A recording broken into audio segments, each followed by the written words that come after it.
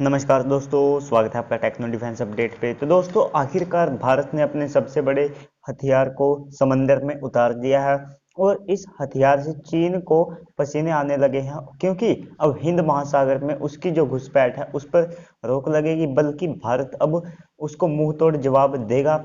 और पाकिस्तान तो अब कोने में बैठकर तकिए में मुंह देकर रोने वाला है, क्योंकि दोस्तों भारत का जो इतना बड़ा एयरक्राफ्ट कैरियर है कि हिंद महासागर में भारत की टक्कर का अब कोई भी नहीं होगा। हालांकि पहले भी कोई नौसेना हिंद महासागर में भारत की नौसेना से ज्यादा ताकतवर नहीं थी।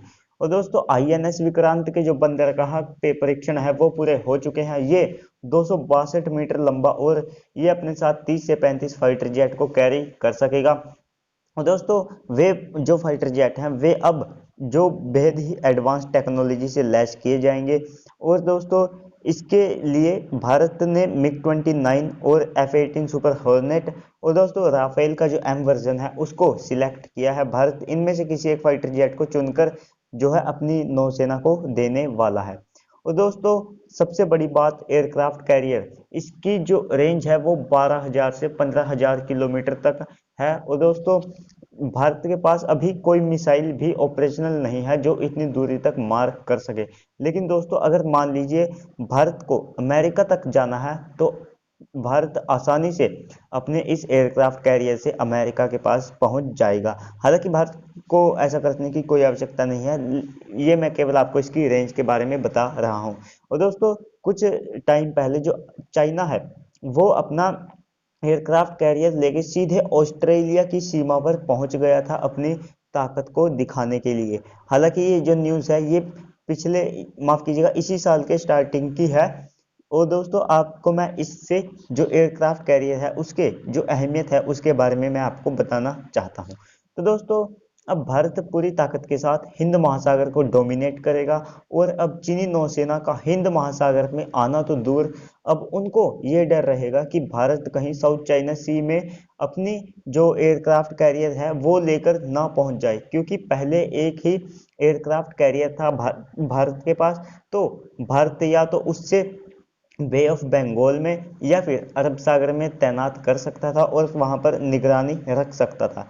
लेकिन अब भारत दोनों क्षेत्रों में अच्छी तरह से नजर रख सकेगा। और जो अभी तो इसके लिए डिस्ट्रॉयर, सबमरीन और दूसरे जो नेवी के सैन्य साजो सामान होते हैं और एयरक्राफ्ट कैरियर के साथ जो चलते हैं वे भी शामिल करेगा। तो इससे जो भारत की नौसेना है उसमें जबरदस्त इजाफा होने वाला है। साथ ही दुनिया में बहुत कम ऐसे देश हैं जिनके पास एयरक्राफ्ट कैरियर है, क्योंकि एयरक्राफ्ट कैरियर एक बहुत ही एक्सपेंसिव एसेट होती है। कोई भी देश इसको आसानी से अफोर्ड नहीं कर सकता है, लेकिन भारत अफोर्ड कर रहा है। और अब अगर भारत को साउथ चाइना सी में जाना भी है तो भारत आसानी से वहां पर जा सकेगा, क्योंकि अब भारत को अरब सागर की थोड़ी चिंता रहती थी, क्योंकि वहां पर पाकिस्तान हरकतें करता रहता है। तो वहां पर अब भारत अपने एक एयरक्राफ्ट कैरियर को तैनात कर सकेगा, जबकि बे ऑफ बंगाल में भारत को ऐसा कुछ करने की ज़्यादा जरूरत नहीं है, क्योंकि वहां पर ऐसे कोई शक्तिशाली देश नहीं है।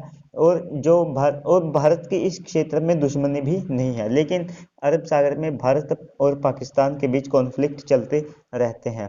और दोस्तों, अब वहां पर ऑलरेडी जो आईएनएस विक्रमादित्य तैनात रहेगा, तो भारत बड़ी आसानी से जो स्टेट ऑफ मलक्का है उसको ब्लॉक कर सकेगा, या फिर भारत को अगर एक्सरसाइज के लिए साउथ चाइना सी में जाना है तो वहां भी जा सकता है। हालांकि दोस्तों, अभी भी इस एयरक्राफ्ट को जो कैरी ये एयरक्राफ्ट कैरियर है इसको शामिल होने में 2023 तक का वक्त लगने वाला है।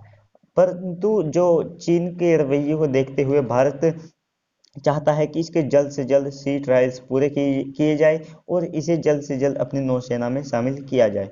और दोस्तों, अगर इसके फाइटर जेट्स को लेकर कोई अपडेट आती है, जो कि आनी ही है, उससे अगर कुछ निकल कर आता है तो मैं आपको वीडियो बनाकर बता दूंगा। उससे पहले आप चैनल को सब्सक्राइब कर लीजिए ताकि आपको इस वीडियो का नोटिफिकेशन मिल जाए। तो चलिए दोस्तों, आज की इस वीडियो में इतना ही, मिलते हैं अगली वीडियो में। तब तक के लिए गुड बाय, जय हिंद।